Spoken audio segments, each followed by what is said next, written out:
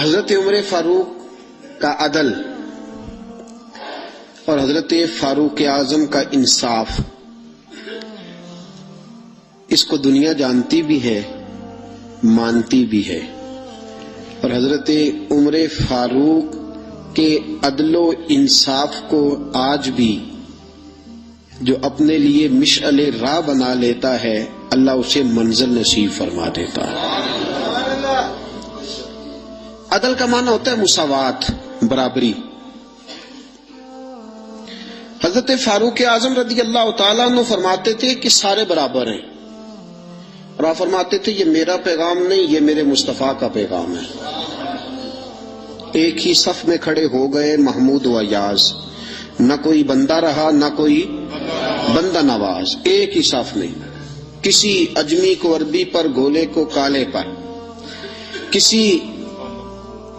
کسی شخص کو کسی پر کوئی فضیلت نہیں سوائے تقوی کے، کوئی کسی کو کسی پر فوقیت حاصل نہیں، اور اسلام اس کا عملی ثبوت دیتا ہے۔ عملی، جب نماز کے لیے صف بنتی ہے تو کسی کو اجازت نہیں کہ پیچھے ہٹ، میں نے یہاں کھڑے ہونا ہے، سب ایک طرح، ایک سمت میں۔ زکوٰۃ سب پر ایک طرح فرض ہے۔ حج کرنے کے لیے جائے تو اللہ نے فرمایا تیرے پاس بڑے بھی پیسے ہیں نا تو تو نے لباس لینا سفید رنگ کا ہی ہے، ایک رنگ۔ اور مزے کی بات دیکھو، سر سے سارے ننگے، لباس سب کا ایک طرح کا۔ اللہ نے فرمایا جب میری بارگاہ میں آؤ تو لفظ بھی ایک ہی ادا کرنا، لبیک اللہم لبیک، یہ جملے تمہاری زبان پہ ہونے چاہیے۔ ایک ہی صف میں کھڑے ہو گئے محمود و ایاز، نہ کوئی بندہ رہا نہ کوئی بندہ۔ حضرت عمر فاروق نے اس کا عملی آج بھی تماشا ہے۔ کوئی کہتا ہے میں بڑا ہوں، کوئی کہتا ہے نہیں میں تجھ سے بھی بڑا ہوں، بڑائی لے ڈوبی ہے۔ حضرت عمر فاروق نے عدل، مساوات، اس کو رواج دیا، اور عدل کے تقاضے کہاں سے شروع کیے؟ اپنی ذات سے۔ حضرت فاروق اعظم نے، میں ان کی سیرت بیان کر چکا، پچھلے سال میں نے سیرت بیان کی تھی، آج صرف حضرت فاروق اعظم کا عدل۔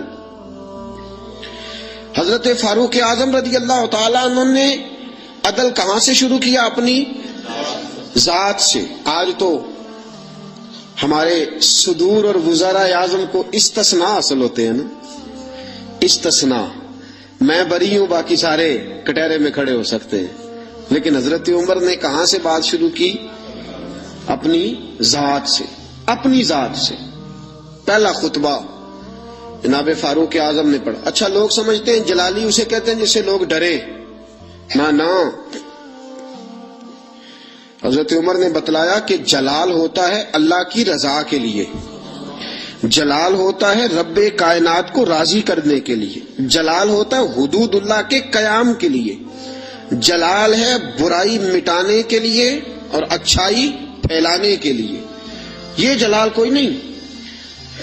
حضرت عمر کا جو جلال تھا وہ دنیا جانتی تھی، صحابہ جانتے تھے کہ اس جلال کا معنی صرف یہ ہے کہ وہ حدود اللہ کا قیام کرتے ہیں، اللہ کی حدوں کو قائم کرنے کے لیے۔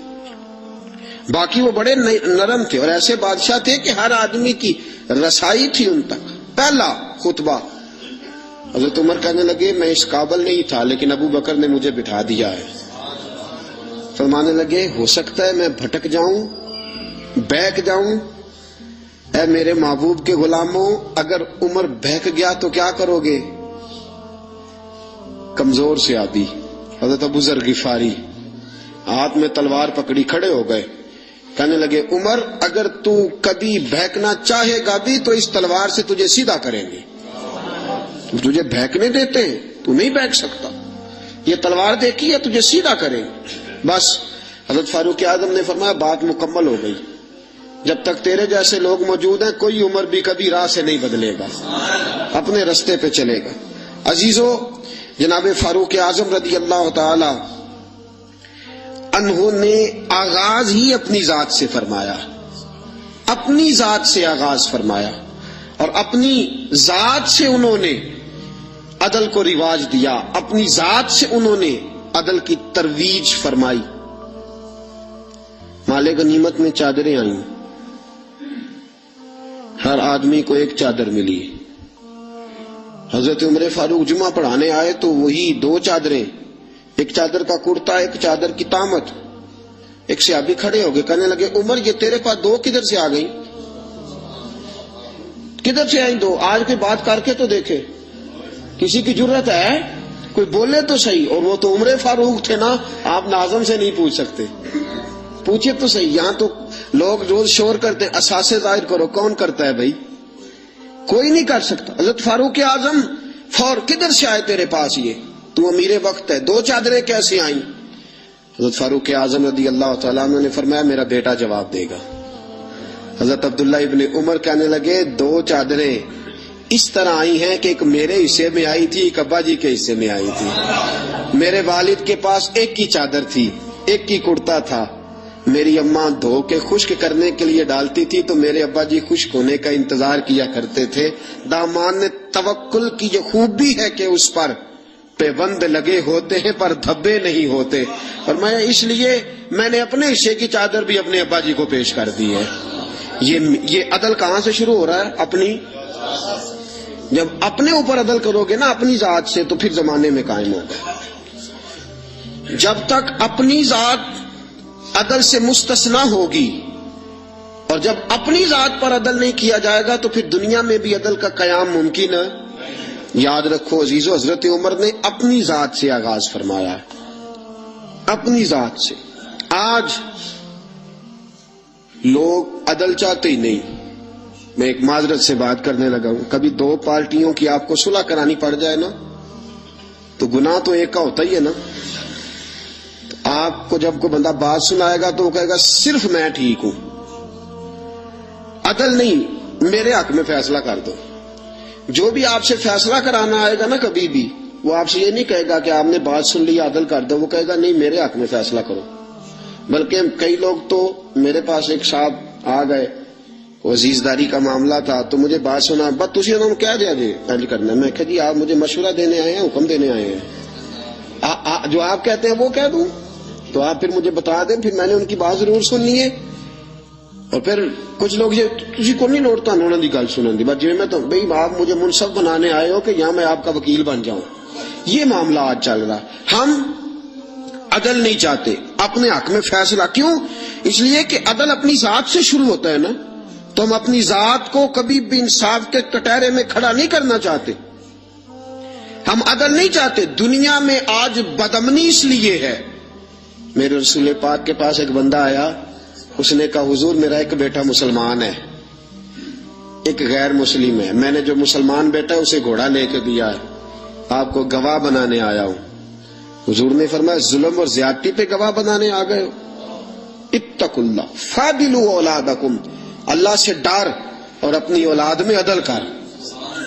حضور نے فرمایا 2 بیٹے ہو نا تو ایک کا منہ زیادہ نہ چومو، اگر ایک کے رخسار پہ بوسہ دیتے ہو تو دوسرے کے رخسار پہ بھی بوسہ دو۔ عدل ذات سے، عدل گھر سے، عدل اپنے آنگن سے شروع کر، پھر دیکھ اس عدل کی خوشبو دنیا میں پھیل جائے گی۔ اور حکومتیں کفر سے تو قائم رہ سکتی ہیں، ظلم سے قائم نہیں رہتی۔ جو معاشرہ عدل کھو دیتا ہے وہ تباہ ہو جاتا ہے۔ آج ہمارے ملک میں عدل بکتا ہے، خریدا جاتا ہے۔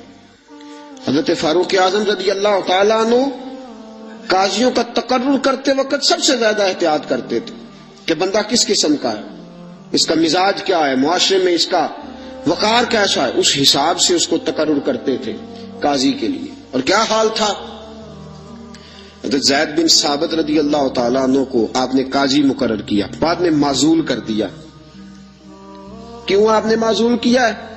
تو حضرت عمر کہنے لگے اس کی وجہ ہے، ایک دن ایک شخص نے، حضرت ابی بن قعب نے مجھ پر مقدمہ کیا، حضرت عمر پر مقدمہ کر دیا، تو فرماتے کہ میرے سامنے میں دیکھ رہا تھا، جب میں عدالت میں پہنچا تو زید بن ثابت نے میرا کھڑے ہو کے استقبال کیا، اور جب مدعی آیا ہے تو وہ بیٹھے رہے ہیں۔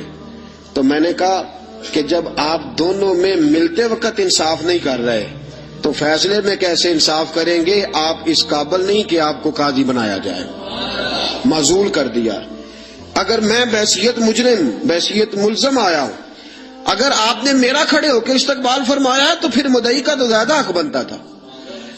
اس اپنی ذات سے، اپنی ذات، میرے دوستو میں نہیں اپنے آپ کو پیش کرنا چاہتا آج عدل کے لیے، آپ نہیں پیش کرتے، کیسے عدل قائم ہوگا؟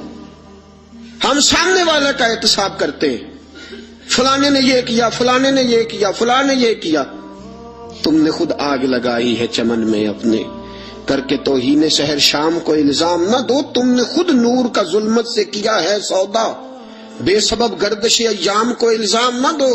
تو اپنی ذات کی طرف دیکھ، تو نے بھائیوں سے عدل کیا ہے، بیٹوں کے درمیان عدل کیا ہے، تو نے اپنے دین کے ساتھ عدل کا رویہ قائم رکھا ہے، مسجد سے عدل کیا ہے، تو جس مسند پر برا جمان تھا تو نے اس مسند کے ساتھ عدل کیا ہے۔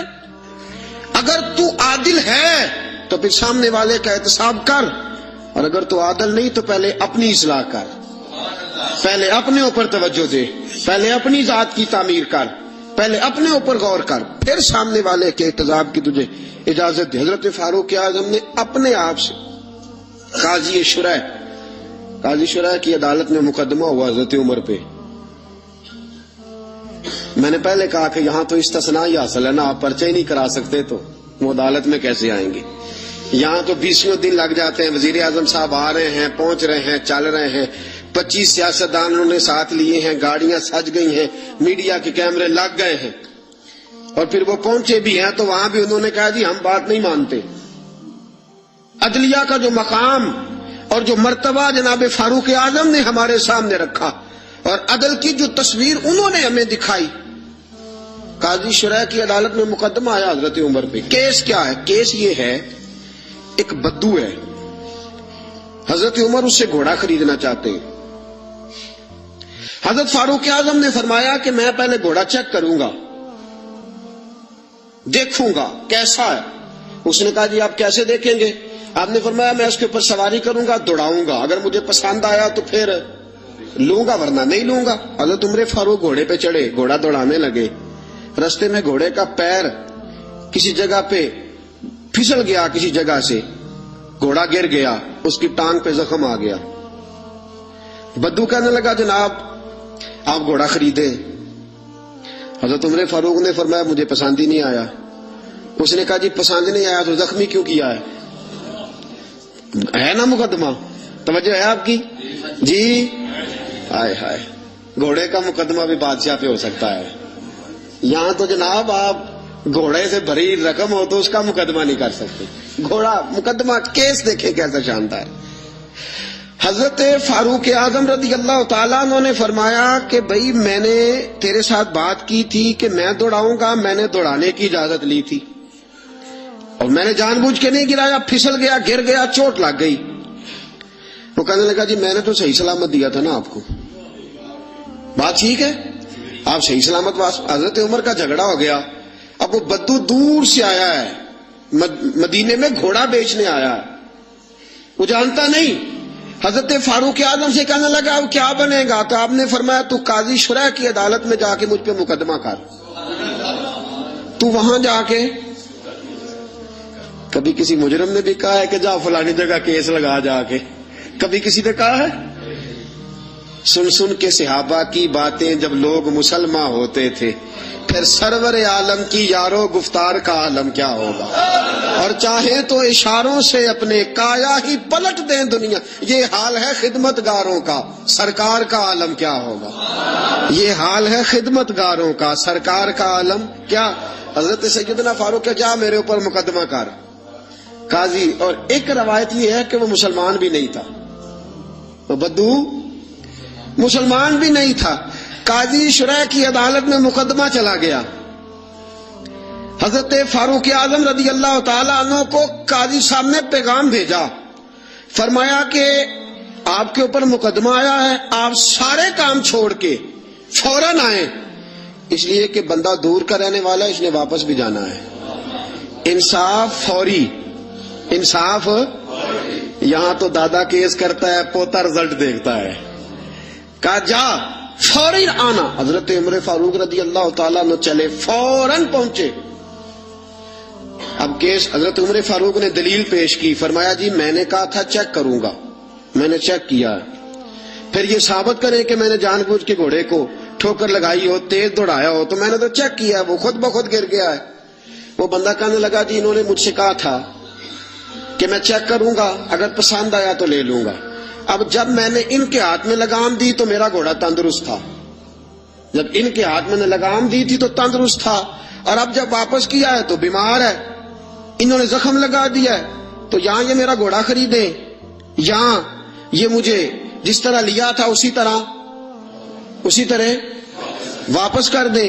حضرت سیدنا عمر فاروق نے اپنی دلیل پیش کی، اس بدو نے اپنی دلیل پیش کی، قاضی شرح نے مقدمہ سن کے فرمانے لگے فاروق اعظم سے آپ کی غلطی ہے، اے عمر آپ کی غلطی ہے، آپ یہاں تو گھوڑا خریدیں، اسے پیسے دیں، یا جیسا لیا تھا ویسا واپس کریں۔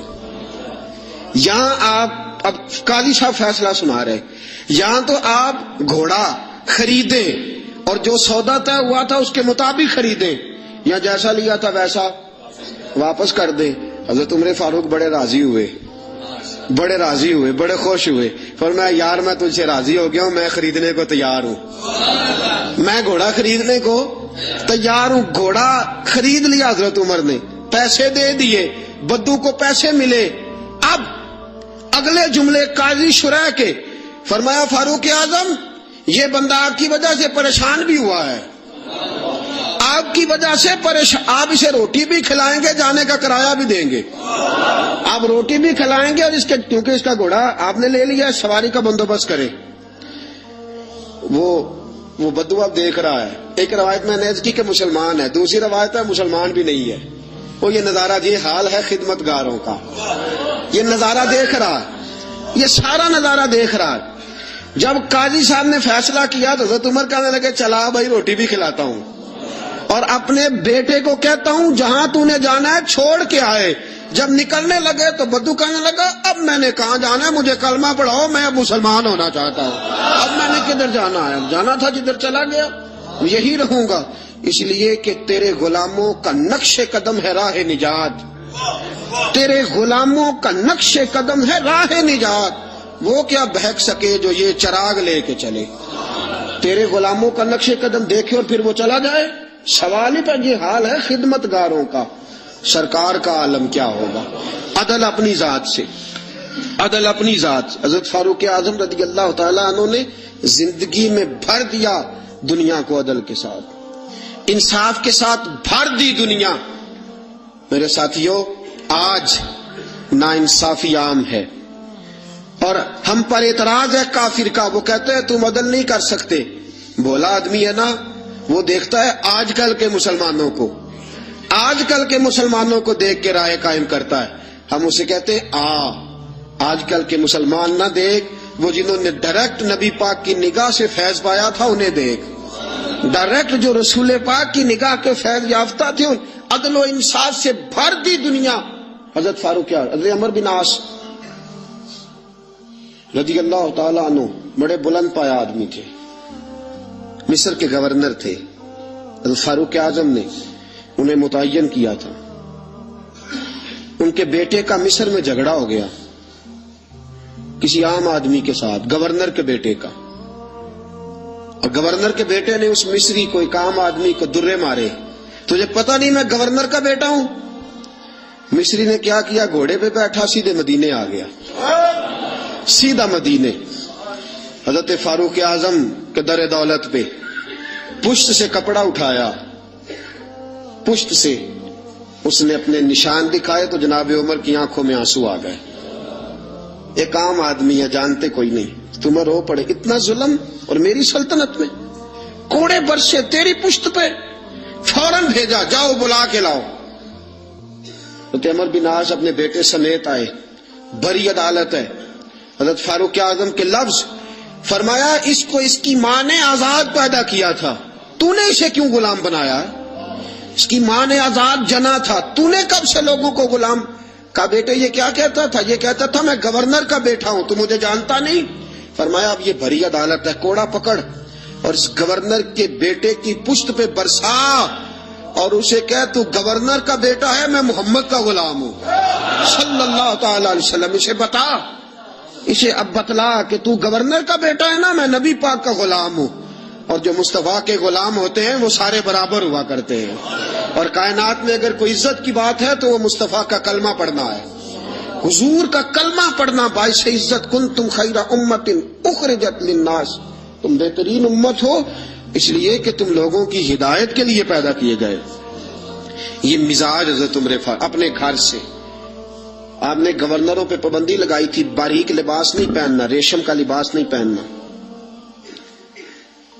اور دروازے پہ دربان کھڑے نہیں کرنے، کوئی پہرے دار نہ ہو. جب کسی کا جی چاہے ڈائریکٹ تم سے ملاقات کرے. یمن کے والی ایاز پتہ چلا کہ باریک لباس پہنتے ہیں اور دروازے پہ دربان بھی رکھے ہوئے. حضرت فاروق اعظم رضی اللہ تعالیٰ عنہ نے فرمایا اچھا. حضرت محمد بن مسلمہ رضی اللہ تعالیٰ عنہ سے فرمایا جاؤ تحقیقات کر کے آؤ. واپس لوٹے، کہا حضرت جی بات ٹھیک ہے. فرمایا بلاؤ گورنر صاحب کو. گورنر صاحب آ گئے. آپ نے فرمایا کہ میں نے سنا ہے تیرے دروازے پہ دربان رہتے ہیں. کہا حضرت جی خطرہ بڑا ہے. سنا ہے تو باریک لباس پہنتا ہے. کہا حضرت صاحب بہت بڑے لوگ سفیر آتے ہیں کئی ملکوں کے، اس لیے پہنتا ہوں. فرمایا تجھے سفیروں کی فکر ہے یا نبی پاک کی حدیث کی؟ یہ تو کیا بات کر رہا ہے، حکمتیں بیان کر رہا ہے، وقتی دلائل دے رہا ہے، عموم بلوا کا بہانہ لگا رہا ہے. فرمایا اس کا مطلب ہے کہ تو باریک لباس بھی پہنتا ہے اور تیرے ساتھ دربان بھی ہے، پہرے دار بھی ہے، لوگوں کو دقت ہوتی ہے. گردن جھک گئی. فرمایا گورنر صاحب کو لے جاؤ، ان کے کپڑے بدلواؤ، انہیں بوری اور ٹاٹ کا لباس پہناؤ. یہ گورنری کے قابل نہیں، انہیں اونٹ چارنے کی ڈیوٹی دو، یہ اونٹ چرایا کریں. یہ گورنری کے قابل نہیں. جو رسول پاک کی امت کا خیال کرنا نہ جانے اور جسے اللہ عزت دے تو وہ عیاشی میں گزار دے، وہ یاد رکھے کہ یہاں تو اس کے لیے شاید دنیا میں کوئی سہولت ہو اور یہاں تو شاید اسے عدل نہ مل سکے، لیکن جب اللہ عدل کرے گا تو رسوا کر دے گا. اگر اللہ عدل کرے گا تو پھر عذاب دے گا. آج اس کو ذرا سا اقتدار ملتا ہے، ذرا سی شہرت ملتی ہے، ذرا سی عزت، ذرا سا پیسہ، اس سے سنبھالا نہیں جاتا. حضرت فاروق اعظم رضی اللہ تعالیٰ عنہ نے فرمایا لے جاؤ اسے، یہ اونٹ چلانے کے قابل ہے، گورنری کے نہیں. اس فرمان کا مطلب یہ ہوتا تھا کہ باقی سارے گورنر غلطی ہوتی بھی تھی تو ٹھیک کر لیتے تھے، کوئی غلطی ہوتی بھی تھی تو اپنی اصلاح کر لیتے. انہیں پتا تھا جناب فاروق اعظم کبھی بھی ٹلیں گے، وہ کبھی پتہ چل جائے صحیح. یہاں تک کہ ملک شام میں جنگ لڑ رہے ہیں حضرت سعد بن ابی وقاص، اور بہت بڑا نام ہے، عشرہ مبشرہ میں سے ہے حضرت سعد بن ابی وقاص، اور فوج کے سپہ سالار ہیں. حضرت سعد بن ابی وقاص کے خلاف شکایت آ گئی.